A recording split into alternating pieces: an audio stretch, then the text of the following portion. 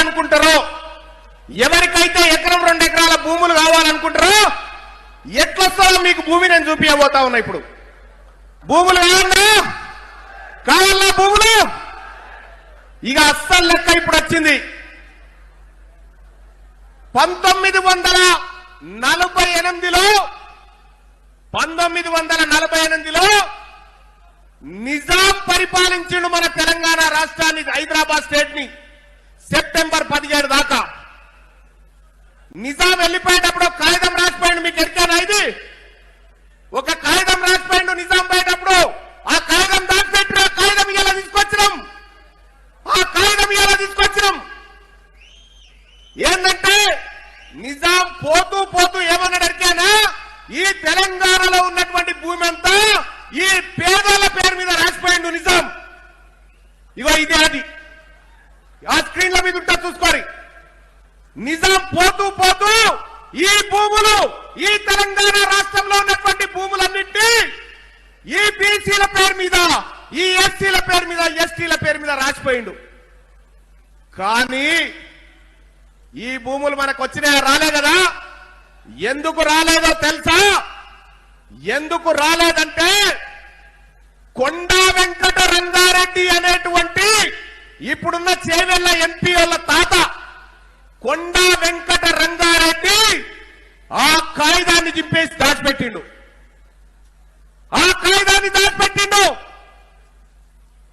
మనకు రావాల్సిన భూ కాగితాలను చింపేసిండు కొండా వెంకట రంగారెడ్డి. ఆయన రెవెన్యూ మంత్రిగా బాధ్యతలు చేపట్టి 1955, 54, 56 రికార్డులలో మళ్ళా గొర్రెల పేరు లెక్కించిండు కొండా వెంకట రంగారెడ్డి. ఎవరి భూములు మనై? నిన్న మొన్న చూసిరా? నిన్న పేపర్లో వచ్చింది, ఒక పేపర్లో. ఆ పేపర్ క్లిప్ ఒక్కసారి చూడి. పేపర్లో దొరల భూములు పేదోళ్లకు పంచారు. దొరల భూములు పేదోళ్లకు పంచిన పేపర్ క్లిప్ ఒక్కసారి చూడ. దొరల భూములు రైతులకే, దొరల భూములు రైతులకే. నిన్న మొన్న పంచిరివి 1700 ఎకరాల భూములు పంచిర్రు. ఈ భూమి వాళ్ళకి ఎట్లొచ్చింది తెలుసా? రైతులకు వాళ్ళు ఈ కాగితం పట్టుకున్నారు. ఆ పాత కాగితం దొరకబట్టిరు కాబట్టి ఆ భూములు బల్లాలకు వచ్చినాయి. మరి ఈ భువనగిరిలో, ఈ తెలంగాణ రాష్ట్రంలో మనందరం కూడా కాగితం పట్టుకోవాలి. పట్టుకున్నామా? ఎక్కడ? నూతనకల్ సూర్యాపేటలో పంచడం జరిగింది ఆ దొరల భూములు. ఈడ కూడా ఉన్నారు కదా దొరలు. మరి ఈ దొరల భూములు కూడా పంచడం కోసం, ఈ దొరల భూములు పంచడం కోసమే కాగితం తెచ్చినాం.